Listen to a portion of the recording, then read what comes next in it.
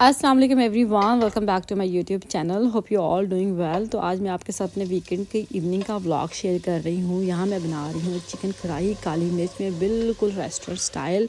Ginger garlic का paste जो है ना, मैंने ऑयल में डाल के उसको फ्राई किया था। उसके बाद जो मेरे चिकन यूज़ कर रही हूँ ना, 1 kg से थोड़ा सा ज़्यादा है, और इसको थोड़ा सा भूनूंगी। मीन वाइल ना मैं अपना कढ़ाई का मसाला तैयार कर लूँगी।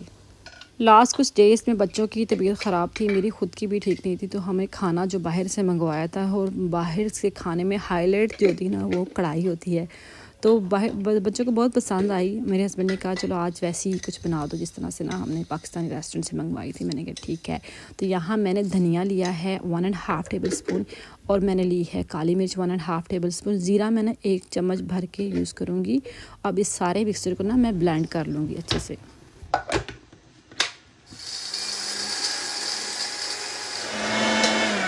अच्छा, रेस्टोरेंट वाले ना आधा देसी घी और आधा दूसरा ऑयल यूज़ करते हैं, मगर मैंने दूसरा ऑयल ही यूज़ किया है। और जो मिक्सर मैंने ब्लेंड किया था वो ऐड कर दिया था, उसमें 2 चम्मच तक मैंने ऐड किया था, बाकी रख दिया था। और फिर हल्दी और नमक डाल के इसको मैंने थोड़ी देर के लिए भूनूंगी। जब तक मेरा ये भुनाई हो रही थी, मैंने जो अपने टमाटर थे ना वो ऐड कर दिए थे। मैंने बड़े साइज़ के 2 और एक छोटा टमाटर लिया था। अब इन सारे टमाटर्स को मैंने हांडी में डाला था। इसको थोड़ी देर के लिए मैं कवर करूँगी हिलाने के बाद। और जब सरफेस पे ऑयल आ जाए तो मैंने जूलियन कट जिंजर गार्लिक और जूलियन कट ही चिली ऐड कर दी थी, और फिर उनको थोड़ी देर के लिए दम पे मज़ीद पकाऊंगी।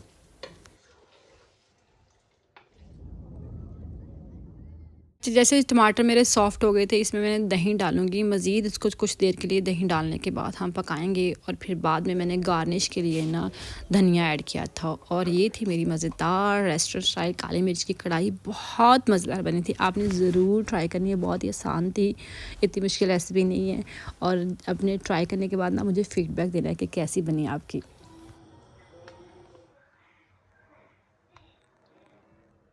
उसके बाद डॉक्टर ने बच्चों के प्रिस्क्रिप्शन में कुछ चेंजेस की थी। मैंने फिर वो मेडिसिन ली। बेटा मेरा जब से स्कूल जा रहा है ना, खांसी वगैरह उसको ना आराम नहीं आता, और छोटी बेबी जो है उसके डायपर लेने थे। मैंने फाइनली अलकोज़ी के डायपर अब पिक किए हैं, क्योंकि इनमें सब डायपर मैं ट्राई कर चुकी हूँ, मगर उसको बेबी रैशेस का प्रॉब्लम हल नहीं हो रहा। क्योंकि फ़र्स्ट डायपर का मसला होता है कि जब उनकी प्रोडक्शन कंट्रीज़ चेंज होती है ना, उसकी क्वालिटी में फ़र्क आ जाता है, फिर बेबीज़ को रैशेस फेस होते हैं। तो अब ये देखो ये मेरा डायपर कैसा रहता है।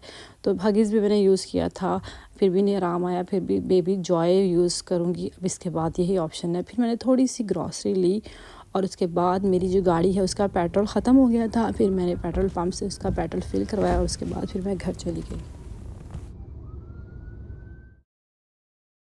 तो ये नेक्स्ट डे संडे मॉर्निंग है। बहुत ही खूबसूरत दिन का आगाज़ हुआ। हल्के हल्के बादल थे, फिर थोड़ी थोड़ी बारिश होना शुरू होगी। मैंने ब्रेकफास्ट बच्चों को और हस्बैंड को करा दिया था। जो कढ़ाई थी चिकन की वो थी थोड़ी सी, और साथ में मैंने आलू की ना भुर्जी बना के पराठों के साथ सबको खिला दी थी। तो ब्रेकफास्ट तो हो गया था। यहाँ मेरे बेबी के जो बॉटल्स हैं ना, जो कंटेनर बचे हैं फार्मूला मिल्क के, उनको वॉश करके रखूँगी, ताकि ना रमज़ान में दालें और बेसन वगैरह ना मिक्स बनाती हूँ, उसमें काम आ जाएंगी। तो कंटेनर्स रखने के बाद मैं अपना काउंटर टॉप क्लीन करने लगी। मेरा काउंटर टॉप बहुत मैसी था, बहुत सारी चीज़ें बिखरी थी, इसलिए मुझसे ना वीडियो भी बहुत दिन हो गए शूट नहीं होती थी। वैसे भी रमज़ान की क्लीनिंग में मुझे शायद बहुत दिन लग जाए, क्योंकि मैंने ख़ुद ही क्लीन करना होता, तो मैंने अभी से स्टार्ट कर दी है, 1 बाय 1 किचन से स्टार्ट की है। तो सारा काउंटर टॉप जो है ना वो खाली किया है। मैं सोच रही थी इसको यहाँ रखूँ, फ्रिज के पीछे जो भी है उसका इलेक्ट्रिसिटी कनेक्शन वहाँ यहाँ पर ना इसको सेट कर दूँ, मगर बाद में मेरा इरादा चेंज हो गया। तो अभी सारा जो है काउंटर टॉप मैंने क्लीन कर लिया है। इस बॉटल के अंदर मैंने डिश वॉशिंग सोप और वाटर डाला है स्प्रे बॉटल में। बस इसी को वॉल में स्प्रे करूँगी, और फिर बाद में इसको क्लीन करूँगी।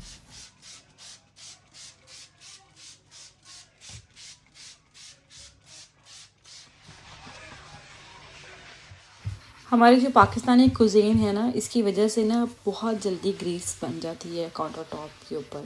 और जो जब आप खाने पकाते हो फ्राइड वगैरह, तो वेपोरेट भी होता है, तो उसकी वजह से जितने भी रूफ टॉप होती हैं या फिर कैबिनेट्स के बॉटम का हिस्सा होता है वो भी ग्रीस ना वो हो जाती है। तो इन चीज़ों को इग्नोर कर दो ना तो फिर यहाँ पर फंगस लग जाती है, इसलिए ना इन चीज़ों को ना मंथ में वंस इन अ टाइम ना ज़रूर डीप क्लीन करना चाहिए। तो मैंने इसको फर्स्ट तो स्प्रे किया था, उसके बाद जो हमारी स्टील की स्क्रबर होती है उसके साथ ना मैंने रब किया था, क्योंकि थोड़ा सा पानी डालने के बाद थोड़ी देर छोड़ दो ना, फिर स्क्रबर के साथ रब करो ना, आसानी से ना उतर जाती हैं सारी की सारी ग्रीस। मेरे पास इस वक्त कोई भी स्पेशल लिक्विड नहीं, तो बाज़ार से मिलते हैं, एक स्प्रे में भी सारी की सारी ग्रीस उतर जाती है। थोड़ा सा मेहनत लगती है मगर ये है कि कॉस्ट फ्री क्लीनिंग में आ जाता है। तो मैंने फिर बाद में वॉल्स के ऊपर भी ना काफ़ी ज़्यादा ना मुझे लगा कोई कलर ब्लैक था लगा हुआ, वो भी मैंने इसी तरह से उतारा और ये मेरा काउंटर टॉप रेडी हो गया। कॉर्नर पे ये कॉकरोच की मेडिसिन है तो इसको मैं लगा रहने देती, इसको साफ़ नहीं करती। सुबह तो बहुत हल्की बारिश से दिन स्टार्ट हुआ था, अब आहिस्ता आहिस्ता ना बारिश ज़रा बढ़ती जा रही थी, ज़्यादा होना शुरू हो गई और मज़ा भी आ रहा था। मगर मैंने जो क्लीनिंग का काम स्टार्ट किया था ना किचन में, इसकी वजह से ना मुझे काफ़ी देर लग रही थी। अगर मैं आज ना करती तो फिर बाद में मेरे लिए टाइम निकालना बहुत मुश्किल हो जाता। जब हस्बैंड घर नहीं होते ना तो फिर छोटी सी तंग करती है, ये सब डीप क्लीनिंग में थोड़ी डिफ़िकल्टी हो जाती है। तो यहाँ पर ना मैंने अपना जो माइक्रोवेव है उससे भी क्लीन करूँगी। माइक्रोवेव में सम टाइम मैं एक लेमन डाल के रख देती हूँ पानी में, तो उसको थोड़ा सा हीट देती हूँ, तो उससे ज़्यादा ना माइक्रोवेव की जो स्मेल बनती है ना वो चली जाती है। मगर आज मुझे स्मेल नहीं आ रही थी तो कोई ज़रूरत नहीं थी। बारिश की वजह से धूप आ और जा रही थी, उसकी वजह से किचन में भी अंधेरा था, कभी रोशनी थी। मैंने लाइट के साथ थोड़ा प्ले करने की कोशिश की मगर फिर भी मुझे लाइट जलानी ही पड़ी। लाइट के बगैर जब दिन की रोशनी में वीडियो बनाती हूँ तो बहुत अच्छी आती है, मगर आज लाइट के साथ ना वीडियो मेरी उतनी ज़्यादा ना इम्पैक्टफुल नहीं बनी मेरे ख़्याल से। तो ये फ़ाइनल हो गया था मेरा काउंटर टॉप का ये वाला पार्ट। तो यहाँ पर ये मैंने कटलरी स्टैंड खुद बनाया है। घी का जो कंटेनर था जो एम्प्टी था उसको मैंने इस तरह से ना ग्लू के साथ इसको शेप दिया है।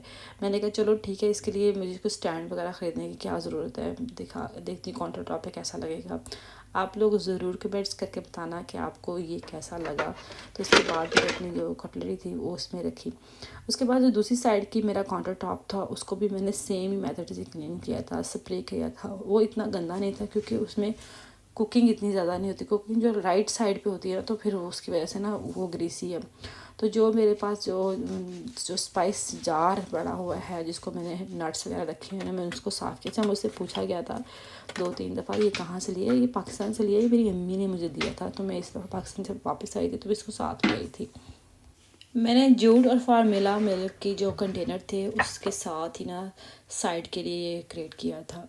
तो उसके बाद फिर मेरे पास जितना विनीगर्स वगैरह थे यूज़ होते हैं कॉफ़ी में और ग्रीन टी में, वो भी मैंने काउंटर टॉप पे ना डिस्प्ले कर दिए। तो ये थी मेरी फाइनल लुक, ज़रूर बताइएगा कैसी लगी।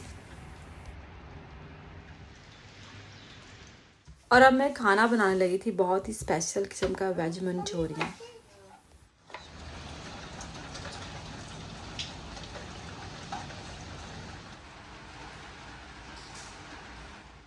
अच्छा दोपहर तक ना बारिश बहुत ही ज़्यादा तेज़ हो गई थी। हम लोग संडे वाले दिन ग्रॉसरी करने जाते हैं जब वीकेंड होता है, मगर आज संडे वाले दिन बाहर जाना नामुमकिन था। तो घर जो भी था उसी से मैंने स्पेशल किस्म का खाना बनाया। हस्बैंड ने कहा मटन डाल लो, तो फिर मैंने मटन बॉयल होने के लिए रख दिया, साथ ही मैंने मसाले बना रही थी। यहाँ यूएई में ना जो ड्रेनेज सिस्टम है इतना स्ट्रांग नहीं है, जब भी बारिश होती है तो हर तरफ ना पानी इकट्ठा हो जाता है, तो बाहर निकलना नामुमकिन हो जाता है। तो अब यहाँ मैंने पैन में बटर डाल के मेल्ट करने के बाद ना उसके अंदर ऑयल भी डाला और अपनी वेजिस ट्रांसफ़र कर दी। अच्छा मैंने रेड और कैप्सिकम और यहाँ पर मैंने अनियन लिया, आप ग्रीन भी ले सकते हैं। इसमें मैंने कोरिएंडर और इसमें मैंने ज़ीरे का पाउडर डाल के हल्दी और नमक डाला है और चिली पाउडर डाल दिया है। अच्छा इसमें एक भी इंग्रेडिएंट्स नहीं मिक्स करना। उसके बाद मैंने 1 कप तक पीनट लेके ग्राइंड करके डाला है। पीनट से ना फ्लेवर भी आएगा, क्रीमी टेक्सचर भी होगा। मैंने आज तक कभी नहीं कहा कि आप इसको खाएंगे तो उंगलियां चाटते रह जाएंगे, मगर आज फर्स्ट टाइम कह रही हूँ, आप जब मंचूरियन बनाएंगे ना तो उंगलियां चाटते रह जाएंगे। मटन मैंने ट्रांसफ़र कर दिया था। यहाँ 2 चम्मच तक मैंने योगर्ट लेके बटर मिल्क बना लिया था। उस बटर मिल्क को मैं ना अपने सालन में ट्रांसफ़र कर दूँगी और उसको लो फ्लेम पर पकने के लिए रख दूँगी। तो जैसे ही पानी ड्राई होगा बटर मिल्क का, कोरिएंडर डाल दूंगी और जूलियन कट चिली डाल दूंगी और उसको फिर मज़ीद दम पे पकाऊंगी। और जब इस तरह से ऑयल आ जाएगा तो ये पक गया। यहाँ मेरे हस्बैंड अपने दोस्त के साथ ना बहुत एक्साइटेड होकर बातें कर रहे थे क्योंकि छुट्टी अनाउंस हो गई थी मंडे वाले दिन बारिश तेज़ होने की वजह से। मैंने भी थोड़ी देर आके बारिश में मज़ा लिया। बच्चे खेल रहे थे, छोटी भी ना अपने बहन भाइयों के साथ ना लगी हुई थी। मैं दोबारा किचन में आ गई और यहाँ मैंने बना रही थी मखाने का रायता।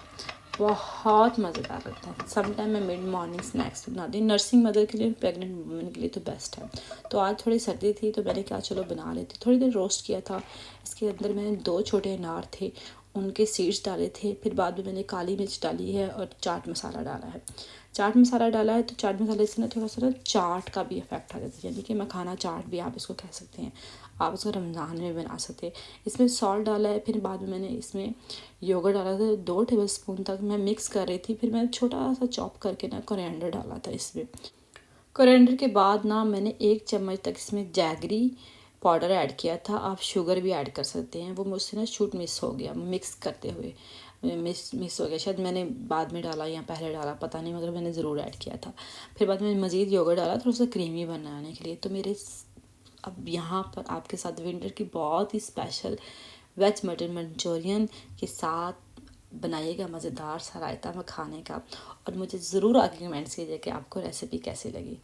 ठीक है, तो आज बारिश जो है ना ओवरऑल सारा दिन ही रही। बारिश का इफेक्ट ये हुआ कि स्कूल्स की नेक्स्ट डे की छुट्टी हुई, मंडे की तो हुई छुट्टी, ट्यूसडे की भी छुट्टी हो गई। तो अब मैं आपके साथ इजाज़त लेती हूँ और आप मुझे ज़रूर बताइएगा आपका वीकेंड कैसा गुजरा। आप दुबई से हैं तो आपका रेनी डे कैसा गुजरा, ज़रूर कमेंट्स कीजिएगा। और व्लॉग में कुछ भी अच्छा लगा हो, रिलेटेबल लगा हो तो ज़रूर लाइक कीजिएगा, सब्सक्राइब कीजिएगा चैनल को।